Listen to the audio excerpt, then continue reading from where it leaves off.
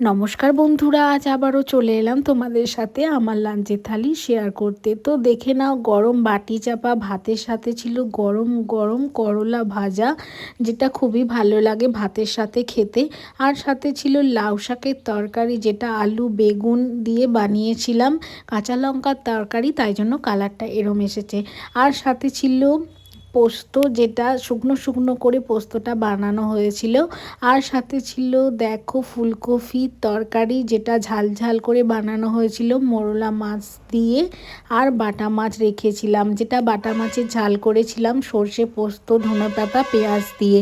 তো আজকের লাঞ্চের মেনু ছিল এটাই। তো আজকের লাঞ্চের মেনুর মধ্যে তোমাদের কোনটা ফেভারিট সেটা অবশ্যই জানাবে। আর আজকের লাঞ্চের ভিডিও দেখতে তোমাদের কেমন লাগলো সেটাও কিন্তু জানাবে। আর যদি ভিডিওটা ভালো লেগে থাকে অবশ্যই আমার চ্যানেলটাকে লাইক আর সাবস্ক্রাইব করে আমার চ্যানেলের পাশে থাকবে। দেখা হবে তোমাদের সাথে নেক্সট ভিডিওতে, ততক্ষণের জন্য টাটা, বাই বাই।